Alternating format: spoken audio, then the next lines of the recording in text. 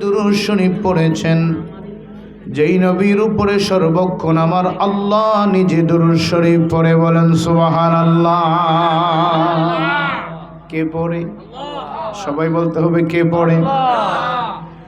আল্লাহ রাব্বুল আলামিন বলে, দুনিয়ার মানুষ, ইন্নাল্লাহা ওয়া মালাইকাতাহু ইউসাল্লুনা আলান নবী, নিশ্চয়ই আমি আমার ফেরেশতার জগৎ নিয়ে আমার হাবিবে কিবরিয়া আমার বন্ধু নবীর উপরে আমি আল্লাহ দুরূদ শরীফ পড়ি।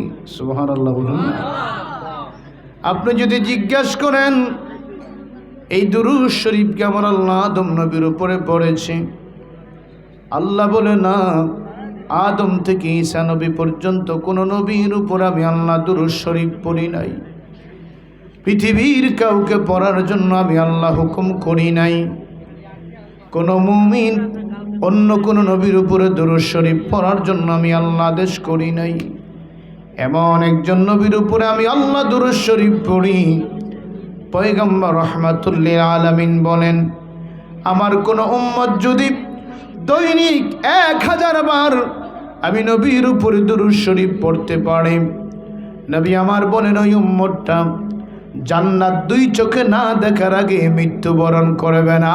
চিৎকার মেরে বলা যাবে কি আল্লাহু আকবার। ওরে শ্রেষ্ঠ নবী দিলে মোরে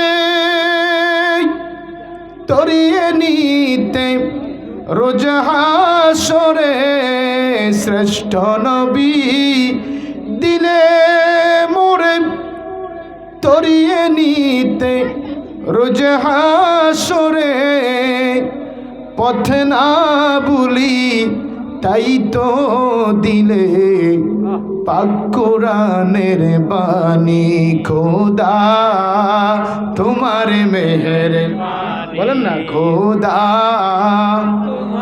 এই বাবা এই কথা বলতে ইচ্ছা বলেন, এই সুন্দর ফুল সুন্দর ফল মিঠা নদীর পানি, খোদা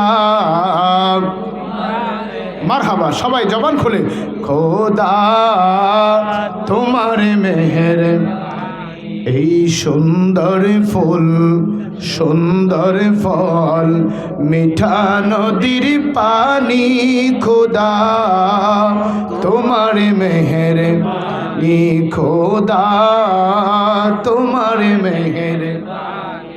আসুন আমার ভাইয়েরা, জবান খুলে ওই নবীর উপরে দুরূদ শরীফ পড়েন।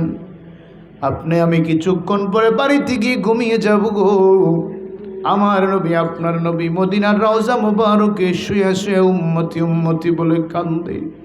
খোদার কসম রে আমার বদরপুরের বাবারা, এখনো যখন কোনো আশিক রাসূল আমার নবী রওজার সামনে যে আমার নবীকে সালাম দেয়, আশিক রাসূল বলে হুজুর মনে হয় আমার নবীজি রওজা মুবারক থেকে পাগলদের সালাম গ্রহণ করেছে। জোরে বলুন মারহাবা।